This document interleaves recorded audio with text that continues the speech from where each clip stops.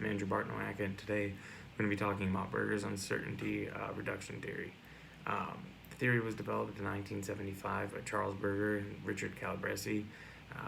Little background on it: the theory stems from part of the information theory, which was originated by Claude E. Sharon and Warren Weaver. And basically, the information theory revolves around when people first interact with one another, that first initial encounter. There's levels of uncertainties that exist, and what they think of the other person, what to expect, what the outcome is going to be. So, going off that, Berger's uncertainty theory aims to provide different aspects and practices and approaches to relieve some of the uncertainty when it comes to that first initial encounter. As the idea is the less amount of uncertainty that you have, the more potential for a positive outcome in terms of forging a new relationship will be. So, uncertainty reduction theory uses scientific methodology and deductive reasoning to reach their conclusions. This approach basically advocates the method of natural sciences, while at the same time uses the goal of constructing the general laws of governing human interactions and communication. There's two types of uncertainty: there's behavioral and there's cognitive. Behavioral is to the extent which behavioral can be predicted in a given situation, normally around based off of the norms of whatever society they're in.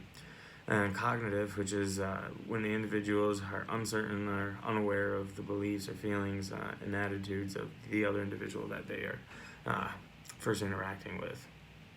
Now, Berger proposes a series of axioms, which axioms are basically self-evident truths that don't require any additional truth. To explain this connection between a central concept of uncertainty and also provides the list of key variables for the relationship development.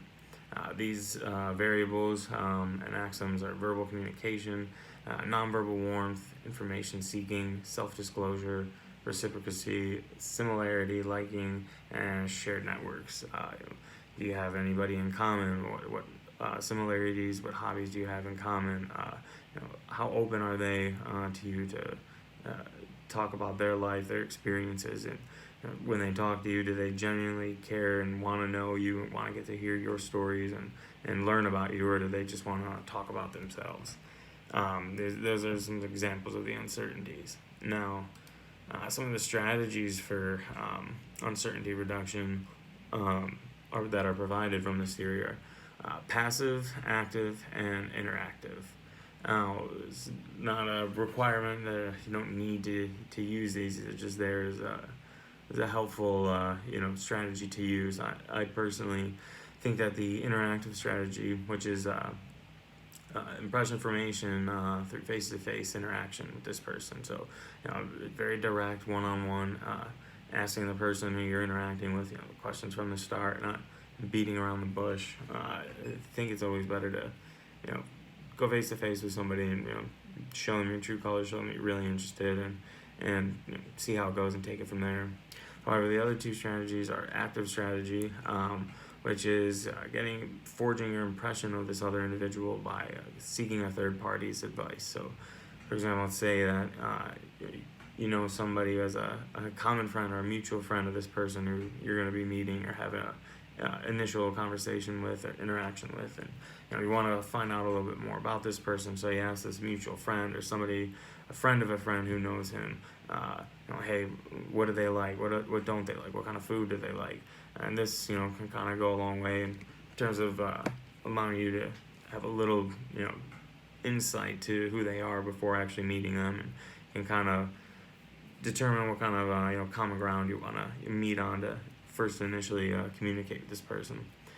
And third and finally, there's the passive strategy.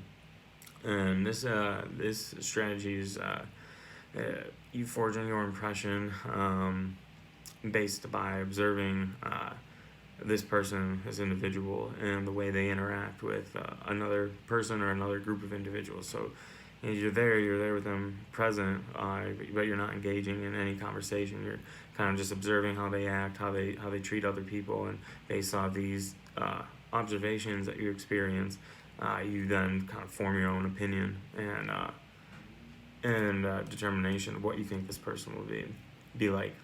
So when it comes to critiques of this theory, two of them that I found were that you, as helpful as this can be, it can produce some generalizations which can lead to stereotypes, especially through that active strategy where you are getting information through a third party. We don't know what experiences those two people had with one another, so you're told all these negative things about this person from one other source, and that's already going to start to give you some kind of pre notion of what you think about this person, without even meeting them already. And second, I think the one negative flaw about this theory is that it kind of disregards the individual who you're going to be meeting's personal experiences. You can observe them, you can ask about them through a third party, but it doesn't really allow this person to, give a chance to explain themselves or talk about their past experiences, which can affect the way you perceive them, or what can affect the way that other people have perceived them and therefore have given a negative image about them.